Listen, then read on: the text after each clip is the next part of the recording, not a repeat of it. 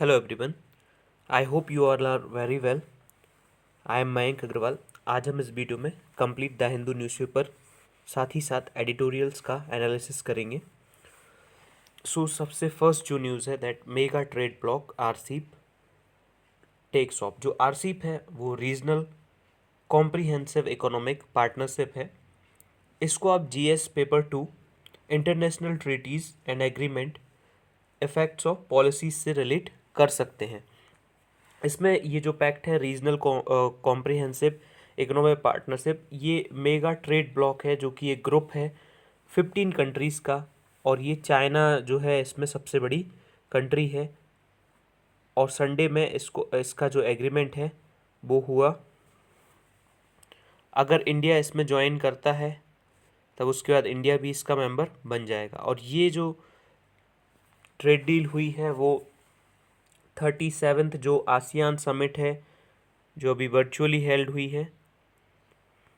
अब जो आरसीप है इसके जो मेंबर्स हैं वो जो आसियान कंट्रीज़ हैं जैसे Indonesia, Malaysia, Philippines, Singapore, Thailand, Brunei, Vietnam, Laos, Myanmar, Cambodia, साथ ही साथ चाइना, जापान, साउथ कोरिया और ऑस्ट्रेलिया, ये कंट्रीज़ हैं. और इसके जो मेंबर्स हैं उसका जो जीडीपी है वो टोटल ग्लोबल जीडीपी का 30% से भी ओवर है.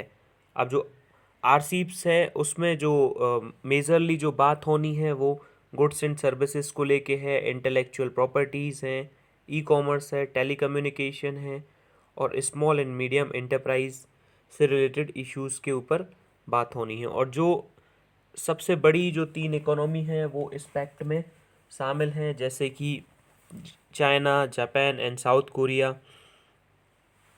उनके बीच में ये साइन होना है. अब जो ये आरसीप का इशू है वो आरसीप को सबसे पहले 2012 में ऐसा सोचा गया कि आरसीप को बनाया जाना है और उनके जो मेंबर्स हैं उनके बीच में एक फ्री ट्रेड एग्रीमेंट साइन किया जाना है. अब इसका जो गोल है आखिर क्यों इसको क्रिएट किया गया, इट हैज़ बीन क्रिएटेड कि जो इकोनॉमिक ग्रोथ है जो भी मेंबर कंट्रीज़ हैं उनमें इकोनॉमिक ग्रोथ बढ़ सके, साथ में जो इकोनॉमिक कोऑपरेशन है कंट्रीज़ के बीच में वो बढ़ सके, साथ में जो डेवलपमेंट है.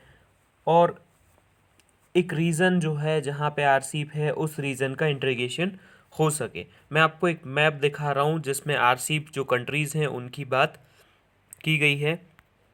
इस मैप में आप देख सकते हैं कि यहाँ पे चाइना, ये China, south Korea, Japan, Myanmar, Thailand,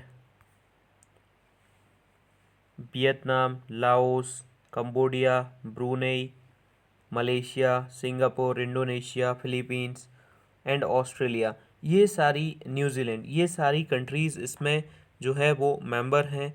तो इन कंट्रीज़ के बीच में ये एक पैक्ट है. अब यहाँ पे प्राइम मिनिस्टर मोदी जी ने भी ये जो आसियान समिट है उसको उसमें अपना वक्तव्य दिया, लेकिन वहाँ पे भी उन्होंने आरसीप के बारे में कोई बात नहीं की. अब नेक्स्ट जो आर्टिकल है that worst air quality on Deepawali in 4 years. तो यहाँ पे बात की जा रही है कि जो दीपावली है उसमें सबसे ज़्यादा जो एयर क्वालिटी है पिछले 4 साल में सबसे ज़्यादा अभी ख़राब रही. अब ये तो एक न्यूज़ है लेकिन इससे जो इम्पोर्टेंट बात अपन को मिलती है दैट इज़ कि जो पॉल्यूशन का लेवल है वो कौन मेज़र करता है. पॉल्यूशन का लेवल मेज़र करने के लिए अपने पास अपनी कंट्री में सेंट्रल पॉल्यूशन कंट्रोल बोर्ड है. मतलब हर एक चीज़ के लिए कोई ना कोई जो संस्था है वो वर्क करती है, कोई ना कोई इंस्टीट्यूशन है वो वर्क करती है. गवर्नमेंट अकेले कोई भी वर्क नहीं करती, उनके साथ कोई ना कोई संस्था जुड़ी होती है. ये एक स्टैट्यूटरी ऑर्गेनाइजेशन है जो कि सेंट्रल पॉल्यूशन कंट्रोल बोर्ड है. स्टैट्यूटरी ऑर्गेनाइजेशन वो होते हैं जिनको कोई लॉ पास करके उसके बेसिस पे बनाया जाता है और इसको 1974 में इस्टेब्लिश किया गया था. जो भी वाटर पॉल्यूशन, एयर पॉल्यूशन है उससे रिलेटेड ये चीज़ें करते हैं. टोटल इनका जो भी काम ये करते हैं सीपीसीबी, उसमें ये 9 हेड्स के ऊपर वर्क करते हैं. मींस 9 अलग अलग डिफरेंट डिफरेंट एस्पेक्ट्स के ऊपर वर्क करते हैं. Training, R&D, pollution control, technology, strategy, इसके ऊपर ये वर्क करते हैं. आप ये जो नोट्स हैं इसको एक्सेस यहाँ से कर सकते हैं जिसमें आपको पूरी इन्फॉर्मेशन इस इशू के बारे में, डेली जो भी इशू होते हैं उन इशू के बारे में आपको पूरी इन्फॉर्मेशन यहाँ से मिल जाएगी। जैसे अब AQI की बात की गई है कि एयर क्वालिटी जो इंडेक्स है वो क्या है, तो ये प्रीलिम्स के पॉइंट ऑफ व्यू से तो इम्पॉर्टेंट है ही टॉपिक, साथ में जनरल स्टडीज़ पेपर 3 एनवायरनमेंट के पॉइंट ऑफ व्यू से भी इम्पॉर्टेंट है। तो टोटल 6 कैटेगरीज होती हैं AQI की, जो कि good, satisfactory, moderately polluted, poor, very poor और सीवियर होती हैं। अब यहाँ पे जो AQI में 8 मेजर जो पॉल्यूटेंट्स हैं उनको मेज़र किया जाता है। Ground level ozone, PM10, PM2.5, carbon monoxide, sulphur dioxide, nitrogen dioxide, ammonia and lead. अब इसमें से जो सबसे मेजरली पॉल्यूटेंट्स होते हैं वो होते हैं ग्राउंड लेवल ओजोन और पार्टिकुलेट मैटर के जो पार्टिकल्स होते हैं वो। अब गवर्नमेंट ने जो है वो system of air quality and weather forecasting and research का सिस्टम भी डेवलप किया है, जिसको शॉर्ट फॉर्म में सफ़र सिस्टम बोला जाता है। तो सफ़र सिस्टम भी जो है मिनिस्ट्री ऑफ अर्थ साइंस ने के अंडर में वर्क करता है, जिससे कि कलर कोडिंग दी जाती है और कलर कोडिंग के बेसिस पे बताया जाता है कि एयर क्वालिटी अभी किस तरह से है। अब नेक्स्ट यहाँ पे अपने लिए कोई न्यूज़ ऐसी इम्पोर्टेंट नहीं है, नेक्स्ट डिस्कस कर लेते हैं। आपने अभी तक अगर वीडियो को लाइक नहीं किया है तो वीडियो को लाइक कर दीजिए, चैनल को सब्सक्राइब कर दीजिए। साथ ही साथ अगर आपके कोई फ्रेंड्स हैं जो एग्ज़ाम की प्रिपरेशन कर रहे हैं उनके साथ वीडियो को शेयर ज़रूर करें, इससे थोड़ा इनकरेजमेंट मिलता है और अच्छे से वर्क कर और अच्छे से जो वर्क कर वीडियो बनाने की मुझे ऐसा लगेगा कि और अच्छे से मुझे वीडियो बनाना चाहिए अगर आप इसको शेयर करेंगे तो। The next is Assam, Baghjan blow out well killed. अब इस इधर पे इशू क्या है, जो आसाम है उसमें जो इंडियन ऑयल कॉरपोरेशन है वहाँ पे एक ब्लो आउट हुआ था बेल में, कुएं में, और उसकी जो डेप्थ थी वो 3.7 किलोमीटर नीचे ये जो ब्लो आउट है वो बेल नंबर 5 में हुआ था। और ये जो कुआं है ये डिब्रू सैखोवा नेशनल पार्क के बहुत करीब है।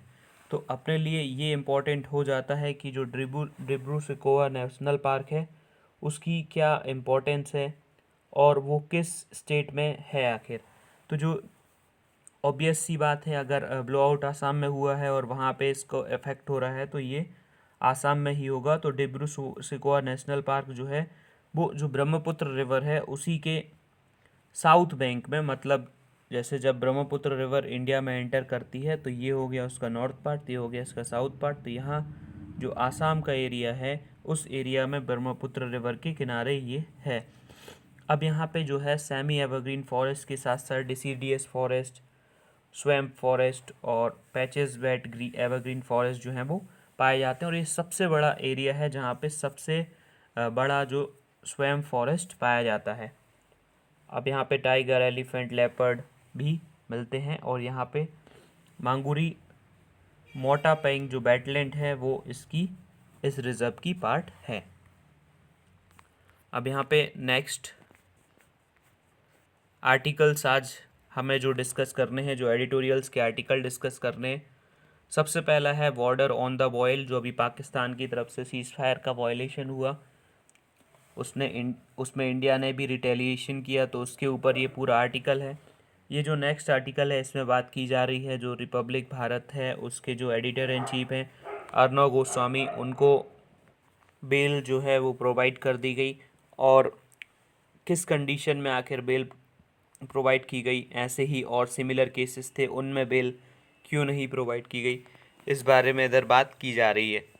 अब नेक्स्ट यहाँ पे ये वाला जो आर्टिकल है वो बात कर रहा है म्यांमार में जो आंग सान सू की हैं वो री इलेक्टेड हुई हैं, तो उसके बारे में बात की जा रही है कि वो आखिर पूरी तरह से जो डेमोक्रेसी है वहाँ पे म्यांमार में वो रिस्टोर कैसे कर पाएंगी।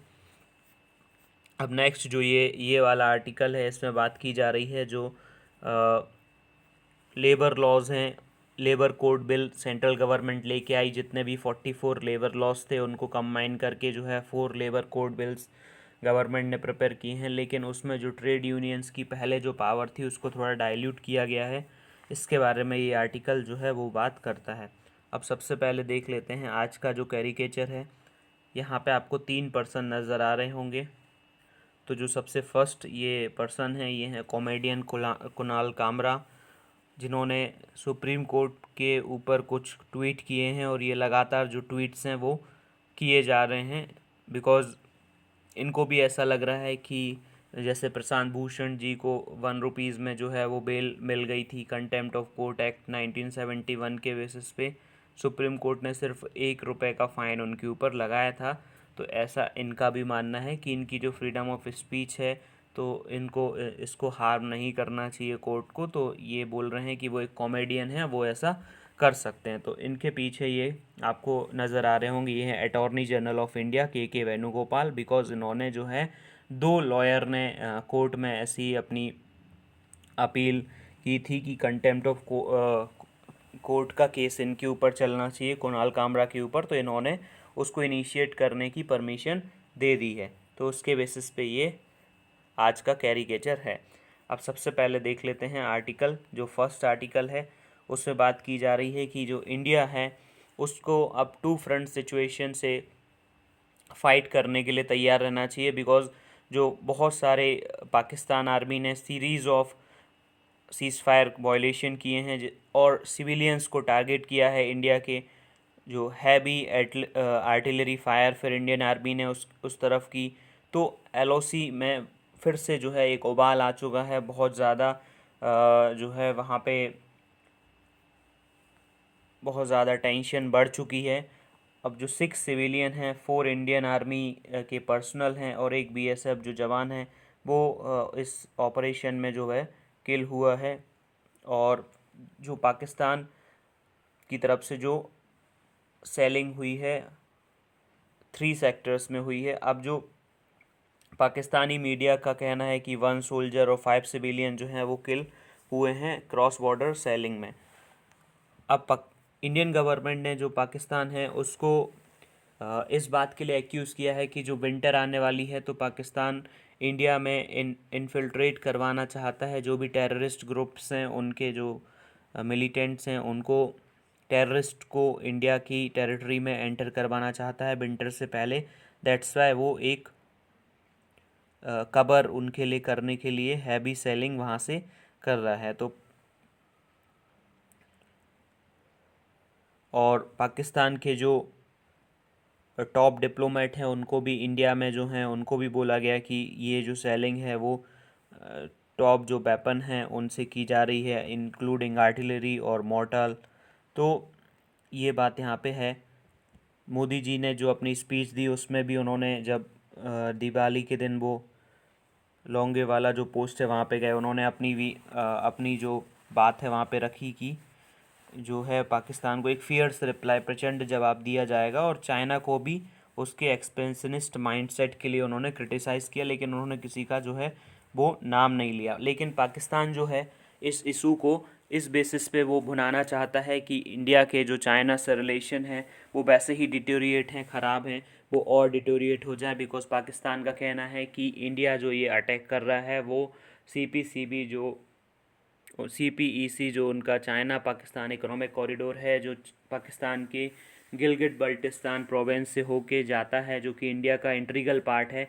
तो उसके बेसिस पे पाकिस्तान जो है चाइना और इंडिया का जो है वो एक प्रकार से जो उनके रिलेशन हैं उनको ख़राब करने की कोशिश कर रहा है। अब यहाँ पे इंडिया की LOC पे जो सिचुएशन है, लाइन ऑफ कंट्रोल, यहाँ पे आपने 2 टर्म देखे होंगे, एक देखा होगा LOC लाइन ऑफ कंट्रोल और एक देखा होगा LAC line of actual control. तो लाइन ऑफ एक्चुअल कंट्रोल जो है वो अपनी बाउंड्री जो है वो चाइना के साथ है और लाइन ऑफ कंट्रोल जो है वो बाउंड्री पाकिस्तान के साथ है। अब सबसे ज़्यादा सेलिंग अभी हुई है सीज़ फायर एग्रीमेंट का, सबसे ज़्यादा वायलेशन पाकिस्तान ने किया है 2003 के बाद से। और पाकिस्तान जो है वो इंडिया को प्रवोक करना चाहता है, क्योंकि इसके सिर्फ 2 रीज़न नज़र आते हैं पाकिस्तान की हैवी सेलिंग के ऊपर कि इंडिया की जो मेंबरशिप है अभी जो है, इंडिया को टेम्पररी मेंबर बनाया गया है यूनाइटेड नेशन का। उसके बेसिस पे इंडिया को जो पाकिस्तान है वो प्रमुख करना चाहता है। दूसरा, फाइनेंशियल एक्शन टास्क फोर्स का जो रिव्यू है फैब में, उसके पहले पाकिस्तान CPEC का नाम लेके इंडिया चाइना रिलेशन को तो ख़राब करना चाहता ही, साथ में उसको अपने अपने पक्ष में एक प्रकार से वो उसको ले जाना चाहता है। और दूसरी चीज़, जो PLA है उसका भी अग्रेशन, पीपल्स लिबरेशन आर्मी जो चाइना की आर्मी है उसका भी अग्रेशन LAC पे बढ़ रहा है, जिसके बेसिस पे ये सबसे बड़ी जो सिचुएशन है 1962 के बाद से वो वहाँ पे बनी हुई है। तो अब यहाँ पे इंडिया को दोनों तरफ LOC और LAC दोनों पे जो है वो सुरक्षित रहना होगा, ये इस आर्टिकल में बात की जा रही है। अब ये जो आर्टिकल है ये थोड़ा इसमें पॉलिटिकल ओरिएंटेशन है। इसमें बात की जा रही कि 4 नवंबर 2020 को जो है अर्नब गोस्वामी को जो है डिटेन किया गया था। केस था जो कि था abetment abetting the suicide of Anvay Naik. Anvay Naik एक इंटीरियर डिज़ाइनर थे, उनके 83 लाख रुपीज़ अर्नब गोस्वामी की जो फर्म है उसको पे करने थे, जो उन्होंने पे नहीं किए थे, जिसके बेसिस पे अनबय नायक ने, ऐसा इनका कहना है, कि सुसाइड कर लिया। तो उसका केस था।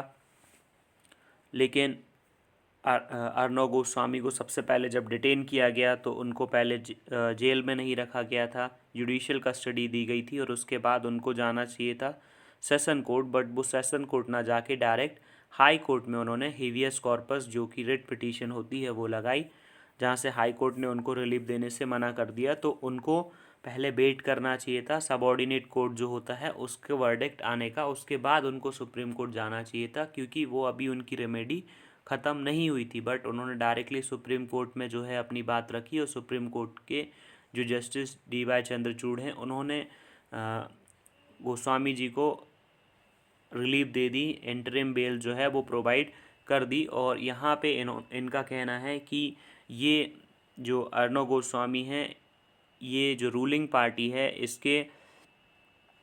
इसके तरफ से जो फैक्ट है उसको सपोर्ट करते हुए अपने फैक्ट को रखते हैं, ये आर्टिकल में इस बात को बोला गया है। अब यहाँ पे बात की जा रही है एक पुराना जो पहले एक केस है जो सुप्रीम कोर्ट के चीफ जस्टिस हैं, जब वो अपनी ओथ ले रहे थे तब उस समय के जो प्राइम मिनिस्टर हैं PV नरसिम्हा राव, उन्होंने बोला था कि वो चाहते हैं कि सुप्रीम कोर्ट ऑफ इंडिया और गवर्नमेंट के बीच में एक कॉर्डियल रिलेशनशिप हो। बट यहाँ पे जब जो जज हैं वेंकट चिलैया, उन्होंने अपना वक्तव्य दिया, तब उन्होंने बोला कि जो रिलेशन है वो सुप्रीम कोर्ट और गवर्नमेंट के बीच में वो करेक्ट होने चाहिए, कॉर्डियल नहीं होने चाहिए।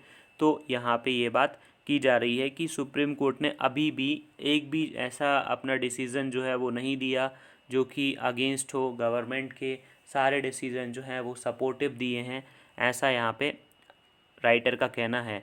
साथ में बहुत सारी ऐसी पिटीशन सुप्रीम कोर्ट के पास अभी हैं, लेकिन उनको जो है वो फर्दर आगे बढ़ाया जा रहा है, जैसे कि सिटीजनशिप अमेंडमेंट एक्ट के ऊपर है, कश्मीर में जो प्रिवेंटिव डिटेंशन के ऊपर कुछ पिटीशंस हैं, साथ में आर्टिकल 370 का जो डाइल्यूशन किया गया उसके ऊपर कुछ पिटीशंस हैं, और ऐसे कुछ पिटीशंस हैं जिनके ऊपर जो है अभी बात नहीं की जा रही है, तो उसके ऊपर बात की जानी चाहिए। दूसरी चीज़ यहाँ पे जो कुणाल कामरा के ऊपर जो के कंटेम्प्ट ऑफ कोर्ट का जो केस है वो इनिशिएट किया गया, तो यहाँ पे राइटर का कहना है कि वो एक प्रकार से एक पुराना केस है, जब उन्होंने जो है कोई फ़्लाइट में जो है अगेंस्ट रिमार्क दिए थे, अर्नब गोस्वामी के अगेंस्ट जो है रिमार्क दिए थे, तो उसके बेसिस पे उनके ऊपर ये इनिशिएट किया जा रहा है, क्योंकि वो एक कॉमेडियन है, तो उनके सैटेरिकल कॉमेडियन हैं जो कि एक कटाक्ष करते हैं, तो उनको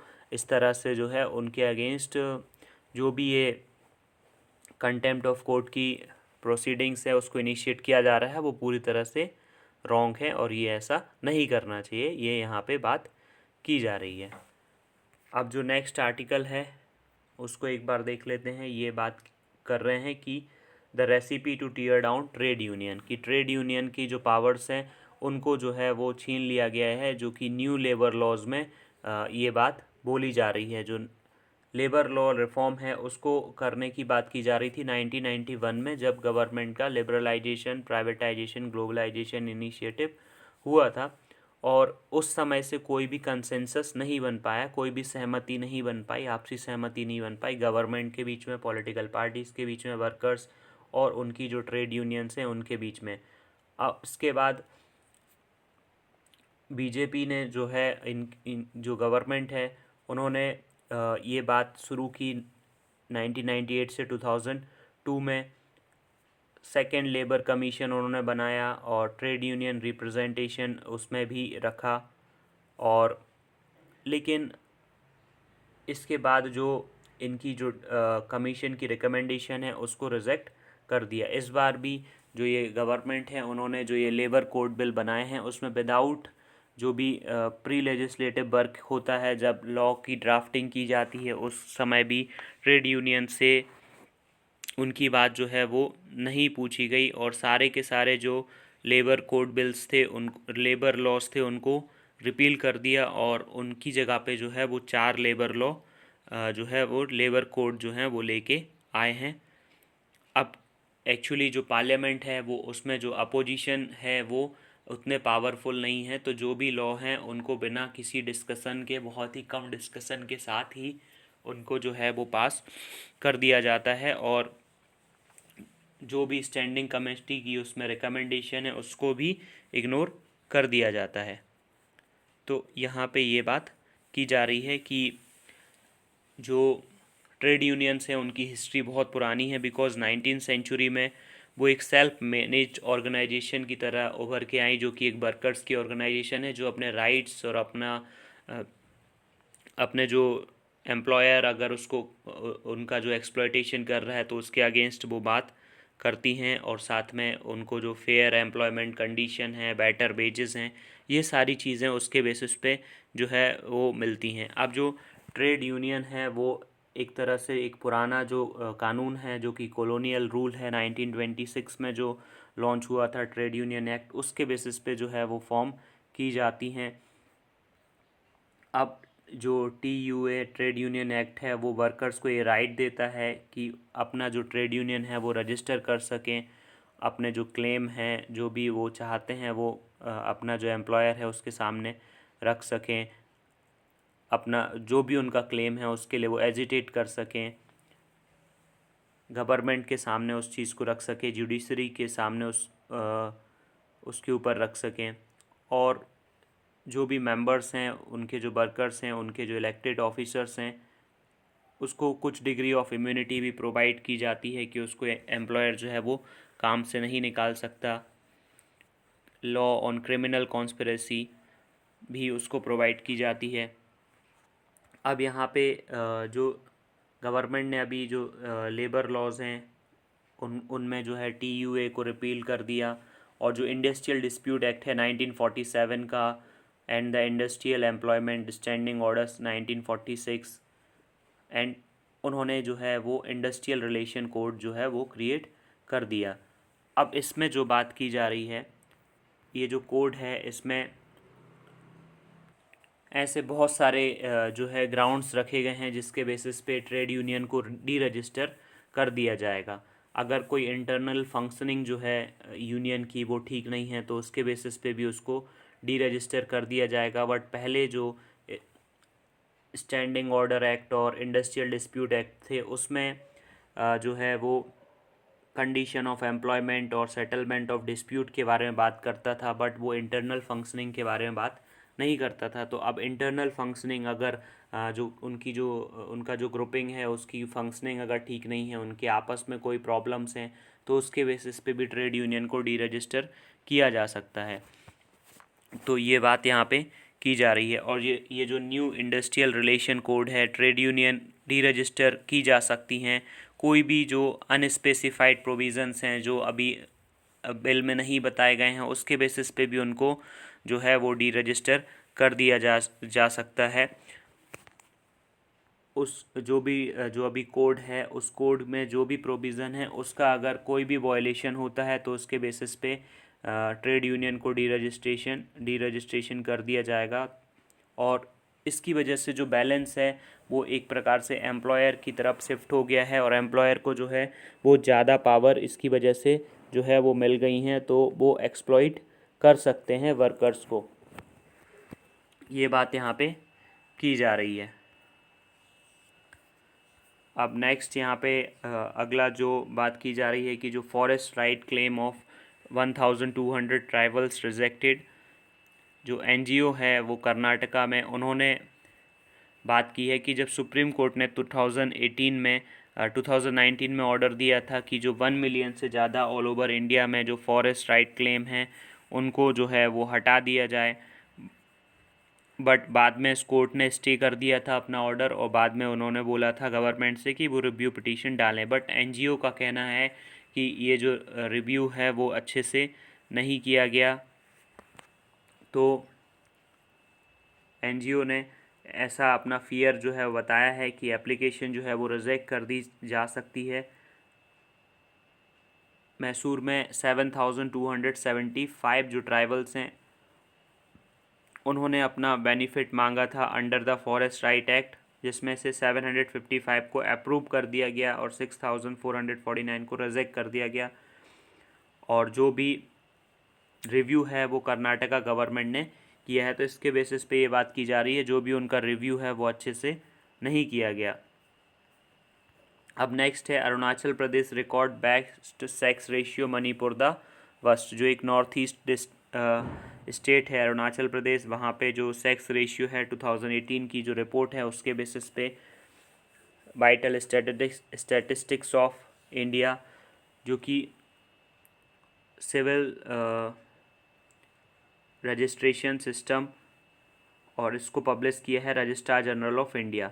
और सेक्स रेशियो क्या होता है, 1000 मेल के ऊपर जो है वो कितनी फीमेल्स हैं इसके ऊपर बात की जाती है। तो अरुणाचल प्रदेश में 1084, नागालैंड 965, मिज़ोरम 964, 963 केरला, कर्नाटका 957।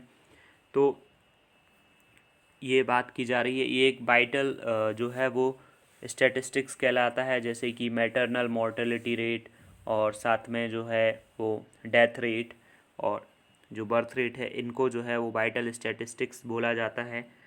अब ये जो रेशियो है वो सिर्फ 30 स्टेट्स और यूनियन टेरिटरीज ने प्रोवाइड किया, बिकॉज जो कुछ 6 स्टेट्स ऐसे हैं जिन्होंने ये इन्फॉर्मेशन जो है वो प्रोवाइड नहीं की अभी तक।